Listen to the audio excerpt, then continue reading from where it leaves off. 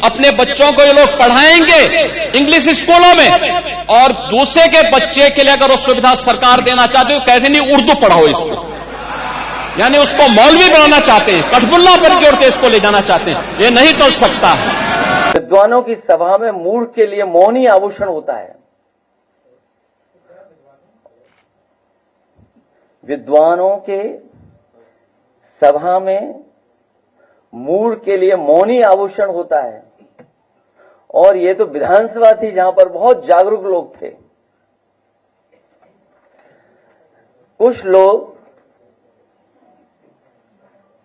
उर्दू का विरोध उर्दू में ही किए, और यहां पर जितने लोग बैठे हैं, हमारे पत्रकार साथी बड़े जागरूक समझदार लोग हैं, वो उर्दू को भी जानते हैं, हिंदी को भी समझते हैं, अंग्रेजी को भी समझते हैं। तो सोचिए, पहली सरकार है जो उर्दू का विरोध उर्दू में कर रहे थे।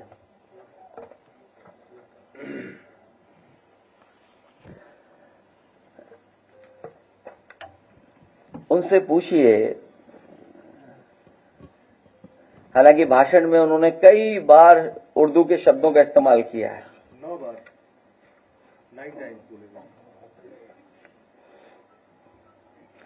जो उर्दू के शब्द उन्होंने बोले, बदनाम, बख्शा नहीं जाएगा, पैदा, गुनहगार, मौत, तमाम, हादसा, जान, हसीन, जुवान, बस्ती, तबके, पायदान, अगर, बात, बच्चों आदि, सरकार, अंदर, दुनिया।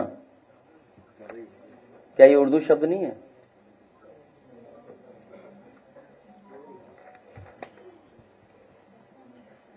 और जो शब्द इस्तेमाल करते हैं, रेल की हिंदी क्या है,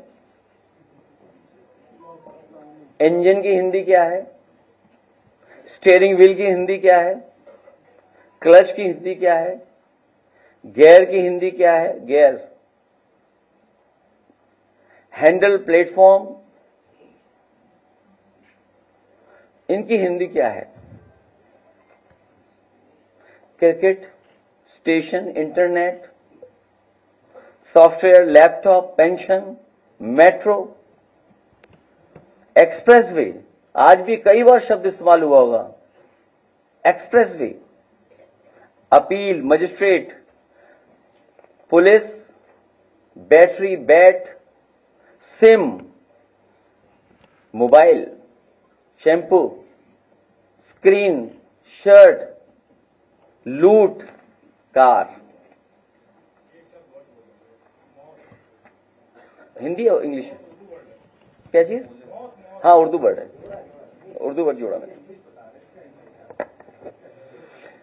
तो उनको मैंने एक किताब दी थी कल। मैंने कमाल अख्तर जी से कहा था कि स्पीकर जी के माध्यम से